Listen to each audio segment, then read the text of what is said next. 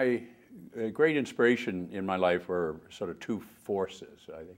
One was religion, which is very, very important, particularly for my mother and father, but also for the members of our family, and has been incredibly important in terms of my life, particularly facing some of the real challenging times that I've had to face, members of my family that have been lost, and other kinds of tragedies.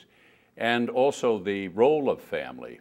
We were a large, blessed being a large family. I was the youngest of 9, the last to come along.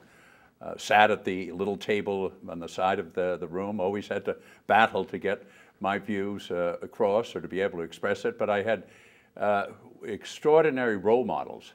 My father, who was very ambitious for his children and was a great supporter, a mother who was the safe haven, devoted to her faith and also the love of history, and her children, my older brothers, who were great heroes of mine and were inspiring figures all the way through my life, also demonstrated to me that the political process could work and could be responsive to people's needs and challenges. My sisters, who in their own way were not elected to any office, but also were very important in terms of their own commitment in expanding opportunity for people. My sister Eunice Shriver, the founder of Special Olympics, now in 144 countries and going to be world focus in China in just a few weeks from now.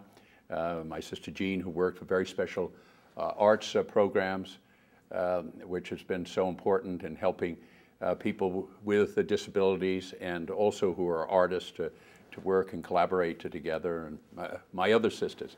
And I was also inspired by an older sister, Rosemary, who was mentally retarded.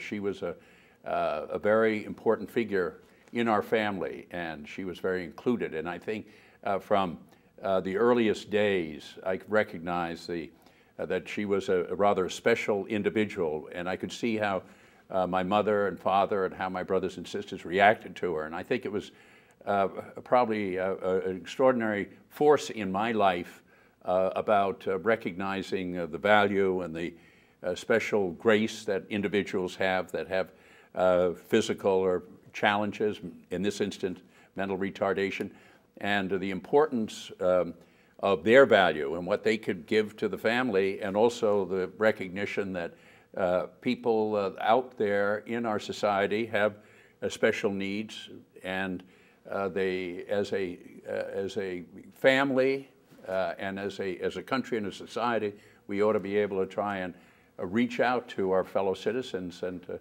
respond to those kinds of human needs. Oh, sure. Yeah, I do. I think there are those that in the Congress, elected office. I see them. I think they are in legislative offices as well. I think they're out there in the countryside. It's not necessarily always in the House or the Senate. I think state legislators, we see it. We see it with district attorneys. We see it in the local communities. People. One of the events that I'm always inspired of is when Caroline Kennedy, my niece, gives the Profile and Courage Award each year to an elected official. And it's, I've been on the judging, as a judge in there, and we spend a lot of time in looking over these final recommendations, and it's inspiring about how willing people are to stand up and take tough positions.